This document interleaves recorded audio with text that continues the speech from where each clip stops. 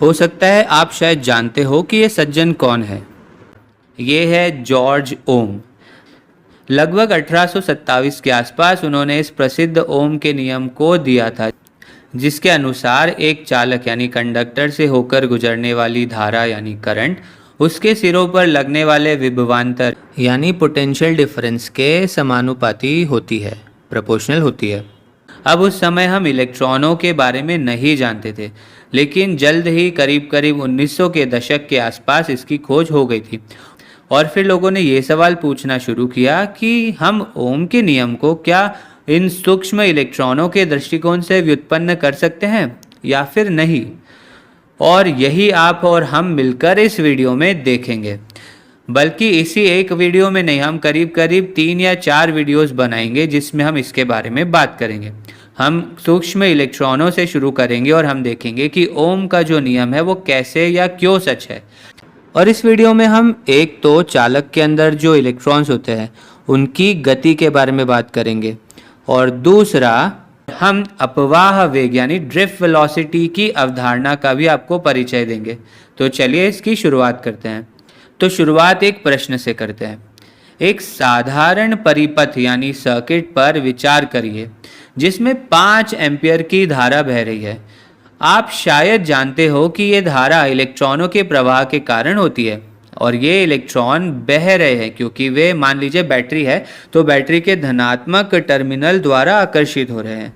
अब हमारा सवाल ये है कि जब कोई चीज़ आकर्षित होती है तो वो त्वरित होती है ना।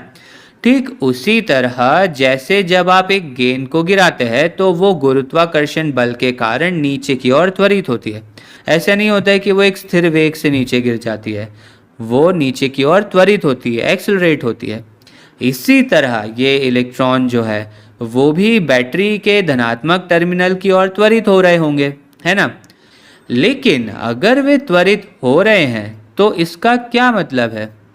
इसका मतलब ये है कि जैसे जैसे वे इस धनात्मक टर्मिनल के करीब आ जाएंगे वे और तेज हो जाएंगे, उनका जो वेग है वो और बढ़ जाएगा। और अगर ऐसा होता है तो क्या धारा यानी करंट नहीं बढ़ जाएगा? क्योंकि धारा प्रति सेकंड बहने वाले आवेशों यानी चार्जेस की मात्रा है। अगर इलेक्ट्रॉन्स यहाँ तेजी से गति कर रहे हैं तो यहाँ अधिक धारा होनी चाहिए, प्रति सेकंड अधिक आवेश यहाँ से बह जाएंगे। लेकिन हम जानते हैं कि पूरे परिपथ में धारा जो होती है वो हर जगह एक समान ही होती है। तो ये हो क्या रहा है? आपको क्या लगता है ये क्यों हो रहा है? क्या आप इस सवाल का जवाब देने की कोशिश करेंगे? तो थोड़ी देर रुकिए और सोचिए इस बारे में। ठीक है, अगर आपने कोशिश की है तो अच्छी बात है। अब हम इसे साथ में करते हैं। तो ये रहा वो तर्क जिसका हम उपयोग करेंगे। तो हमारा तर्क ये है कि मान लीजिए हमने बैटरी को हटा दिया, यहाँ पे बैटरी नहीं है, तो हमें पता है कि धारा यहाँ पर नहीं होगी। अगर बैटरी नहीं है तो धारा भी नहीं होगी, और इसलिए हम मान रहे हैं कि बैटरी के बिना इलेक्ट्रॉन्स जो है वे विरामावस्था में है, यानी कि वे रेस्ट में है। और जब हम बैटरी लगाते हैं तो इलेक्ट्रॉन त्वरित होते हैं, एक्सेलरेट होते हैं, और यहीं से समस्या पैदा हो रही है। तो हमारी जो अवधारणा थी कि बैटरी के बिना जो इलेक्ट्रॉन्स है वे विरामावस्था में, वे रेस्ट में है, हमें लगता है कि ये धारणा गलत है। आप इसे ऐसे समझिए, मान लीजिए हवा नहीं बह रही है, देयर इज़ नो ब्रीज, लेकिन फिर भी जो हवा के कण होंगे वे बेतरतीब ढंग से गतिशील होंगे, वे मूव कर रहे होंगे। उसी तरह ये इलेक्ट्रॉन्स भी बिना बैटरी के बेतरतीब ढंग से गतिशील होंगे, मूव कर रहे होंगे, वे सभी दिशाओं में घूम रहे होंगे। तो फिर हमें बैटरी के बिना धारा क्यों नहीं मिल रही है? ऐसा इसलिए क्योंकि वे सभी यादृच्छिक दिशाओं में घूम रहे, रैंडम डायरेक्शंस में घूम रहे, और परिणाम स्वरूप वे किसी एक दिशा में नहीं जा रहे हैं। तो हम आपको और अच्छे से समझाने की कोशिश करते हैं। हमारा मतलब यह है कि चलिए इसे यहाँ पे बनाते। तो कल्पना कीजिए कि हम इस चालक को और जूम इन करके देखते हैं, इस कंडक्टर को जूम इन करके देखते हैं। तो अब यहाँ एक इलेक्ट्रॉन है, मान लीजिए कि अभी कोई बैटरी नहीं है। ये जो इलेक्ट्रॉन है वो यादृच्छिक दिशाओं में अत्यधिक उच्च गति से घूम रहा होगा। हालांकि याद रखिए कि धातुओं में जो इलेक्ट्रॉन है और ये जो धात्विक आयन है, तो वे इन धात्विक आयनों से संघट्ट होंगे, टकराएंगे, कोलाइड करेंगे। इलेक्ट्रॉन जब इनसे टकराएंगे तो परिणाम स्वरूप वो बेतरतीब ढंग से इधर उधर उछल जाएंगे, वे किसी भी दिशा में जाने लगेंगे। तो वे किसी एक दिशा में नहीं जाएंगे। तो उदाहरण के लिए मान लीजिए ये इलेक्ट्रॉन है, ये इस तरह से इस दिशा में बेतरतीब ढंग से घूम रहा है, फिर ये इस विशेष धात्विक आयन से टकराता है और इधर उधर उछल जाता है, और फिर मान लीजिए कि ये इस तरह से जाता है और फिर से यहाँ से टकराकर किसी और दिशा में चला जाता है। तो इस तरह से ये टेढ़ी मेढ़ी गति के साथ चलता रहेगा। तो यदि आप एक लंबे समय तक इसे देखते रहेंगे तो आपको पता चलेगा कि इलेक्ट्रॉन किसी एक दिशा में नहीं जा रहे होंगे, वे यहीं कहीं घूमते रहेंगे। तो इससे हम इस तरह से सोचना पसंद करते हैं। देखिए, इलेक्ट्रॉन बिना बैटरी के बहुत तेज़ गति से बेतरतीब ढंग से घूम रहे हैं, लेकिन ध्यान दीजिए कि ये लगभग इसी हिस्से में है, ये केवल किसी एक दिशा में नहीं जा रहे हैं। और वैसे यहाँ पर अभी हमने एक ही इलेक्ट्रॉन को दर्शाया है, लेकिन जो ज़्यादातर इलेक्ट्रॉन्स होंगे वो कुछ इसी तरह से गतिशील होंगे, और यही कारण है कि हमें कोई धारा यहाँ पर नहीं मिल रही है।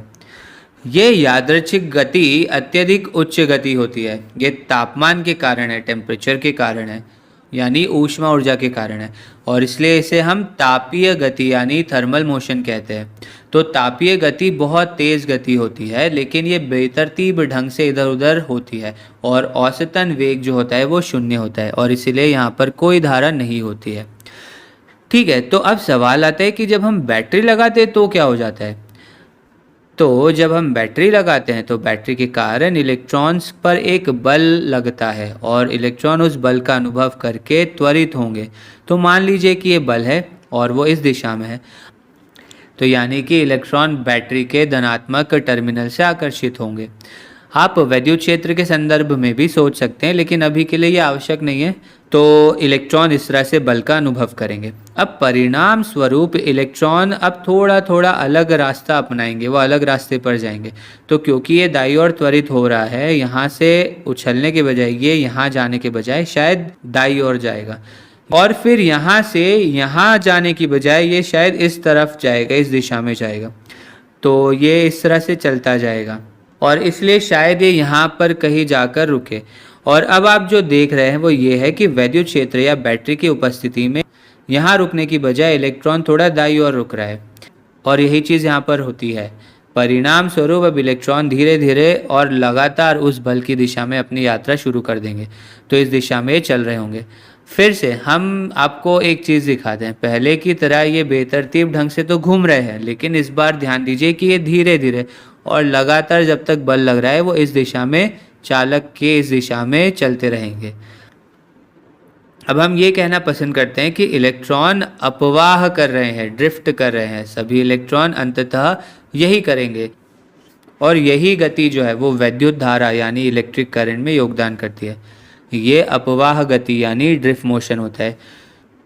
और एक बहुत महत्वपूर्ण बात यह है कि अपवाह वेग, जो कि औसत वेग यानी एवरेज वेलोसिटी जो इलेक्ट्रॉन ने प्राप्त कर लिए, वो एक स्थिर है, वो एक कांस्टेंट है। तो हम ऐसे लिख देते हैं, इलेक्ट्रॉन्स त्वरित तो हो रहे हैं लेकिन वे एक स्थिर वेग से अपवाह कर रहे हैं। तो ये बहुत ही ज़्यादा महत्वपूर्ण बात है जो आपको ध्यान रखनी है। तो वे औसतन एक स्थिर वेग से अपवाह कर रहे हैं। लेकिन ऐसा हो क्यों रहा है, थोड़ा इसे और समझते हैं। तो बैटरी उन्हें आगे त्वरित तो कर रही है, लेकिन संघट्ट यानी कि जो कोलिजन्स है उनकी वजह से वे धीमे हो जाते हैं, और ये संतुलित हो जाता है। तो बैटरी आगे त्वरित कर रही और संघट्ट जो है, कोलिजन्स जो है, वो उन्हें धीमा कर रहे हैं। तो परिणाम स्वरूप वे एक स्थिर वेग से आगे की तरफ जाएंगे, और इसी स्थिर वेग को हम अपवाह वेग कहेंगे। और निश्चित रूप से आप पूछ सकते हैं कि हम कैसे जानते हैं कि ये इस तरह से संतुलित हो जाएंगी और वेग जो होगा वो स्थिर रहेगा। तो इससे हम किसी और वीडियो में विस्तार से समझेंगे, और हम गणितीय रूप से देखेंगे कि ये ऐसा क्यों है। हम धीरे धीरे ये समझेंगे कि वास्तव में ये अपवाह वेग स्थिर क्यों है। और क्योंकि ये स्थिर है, यही कारण है कि परिपथ में समान धारा यानी एक सेम करंट फ्लो कर रहा होगा। और इसके साथ अब आप ये समझ सकते हैं कि बैटरी से ऊर्जा कहाँ जाती है। देखिए, जब बैटरी इलेक्ट्रॉनों को त्वरित कर रही होती है तो इलेक्ट्रॉनों को ऊर्जा देनी होती है, लेकिन जब इलेक्ट्रॉन इन आयनों से टकराते हैं तो वे अपनी ऊर्जा खो देते हैं, और इलेक्ट्रॉन्स को स्थिर वेग से गतिशील रखने के लिए बैटरी को ऊर्जा देनी पड़ती है। और जब इलेक्ट्रॉन इन आयनों से टकराते हैं, इनसे संघट्ट करते हैं, तो वे इन्हें कुछ ऊर्जा प्रदान कर देते हैं, जिनकी वजह से ये आयन कंपन करने लगते हैं, वाइब्रेट करने लगते हैं। और इसीलिए हम चालकों को गर्म होता हुआ भी देखते हैं। जब हम बैटरी लगाते हैं, जब उसमें धारा प्रवाहित होती है तो जो चालक है वो गर्म हो जाता है, इन्हीं टकराव की वजह से, इन संघट्टों की वजह से।